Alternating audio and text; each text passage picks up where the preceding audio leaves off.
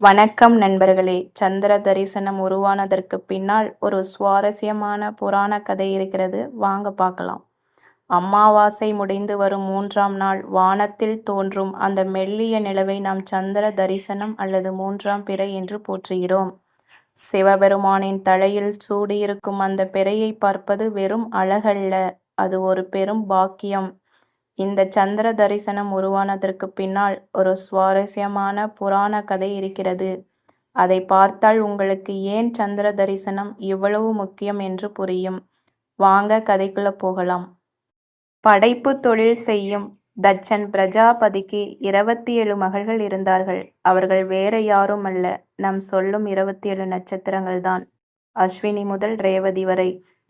சந்திரன் இந்த 27 பேரையும் திருமணம் செய்து கொண்டனர். சந்திரன் தன் 27 மனைவிகளிடமும் சமமாக அன்பை காட்ட வேண்டும் என்பதுதான் விதி. ஆனால் சந்திரன் ரோகிணி தேவியிடம் மட்டும் அதீத அன்பு செலுத்தி மற்ற 26 பேரையும் கண்டுகொள்ளாமல் விட்டார். இதனால் மனமுடைந்த மற்ற சகோதரிகள் தங்கள் தந்தை தட்சனிடம் முறையிட்டனர்.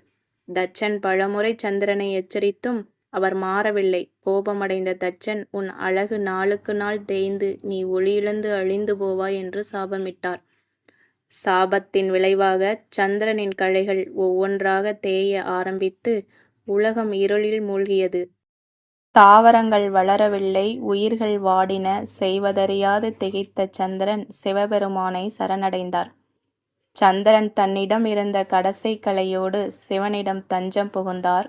கருணை கடலான ஈசன் அந்த ஒற்றை கலையை எடுத்து தன் ஜடாமுடியில் சூடிக்கொண்டார். சந்திரன், தட்சனின் சாபத்தை என்னால் முழுமையாக நீக்க முடியாது, ஆனால் மாற்ற முடியும். நீ 15 நாட்கள் தேய்வாய், அடுத்த 15 நாட்கள் மீண்டும் வளர்வாய் என்று அருளினார். சிவபெருமானின் சந்திரனை தன் தலையில் சூடிய அந்த தருணம்தான் 3ஆம் பிறை. அமாவாசைக்கு பின் சந்திரன் மீண்டும் உயிர் பெற்று வரும் அந்த 3ஆம் நாள் தரிசனம் மிகவும் விசேஷமானது. ஜாதகத்தில் சனி மற்றும் புதனால் ஏற்படக்கூடிய தோஷங்கள் நீங்கும். சந்திரன் பலவீனமாக இருப்பவர்கள் இதை பார்த்தால் மனக்குழப்பம், மனசலனம், முடிவெடுக்க தடுமாற்றம் இது போன்றவை நீங்கும். 3ஆம் பிறை பார்த்தால் 30 முக்கோடி தேவர்களின் ஆசி கிடைக்கும். வளர்பிறை சந்திரன் வளர்வது போல் நம்முடைய செல்வமும் புகழும் வளரும் என்பது நம்பிக்கை.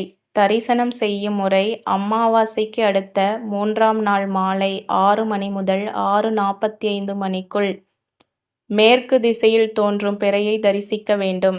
கையில் சிறிதளவு நாணயங்களை வைத்துக்கொண்டு அல்லது காசுகளை பையில் வைத்துக்கொண்டு தரிசிப்பது மகாலட்சுமியின் அருளை தரும். இனி ஒவ்வொரு மாதமும் இந்த 3ஆம் பிறையை தவற விடாதீர்கள். உங்கள் வாழ்வில் உள்ள இருள் நீங்கி ஒளி வீச அந்த சந்திர மௌலீஸ்வரனை வேண்டிக் கொள்வோம். இந்த கதை உங்களுக்கு பிடிச்சிருந்தா லைக் பண்ணுங்க, உங்க நண்பர்களுக்கு ஷேர் பண்ணுங்க. இது போன்ற ஆன்மீக தகவலுக்கு நம்ம சேனலை சப்ஸ்கிரைப் பண்ண மறக்காதீங்க. மீண்டும் அடுத்த வீடியோவில் சந்திப்போம். நன்றி.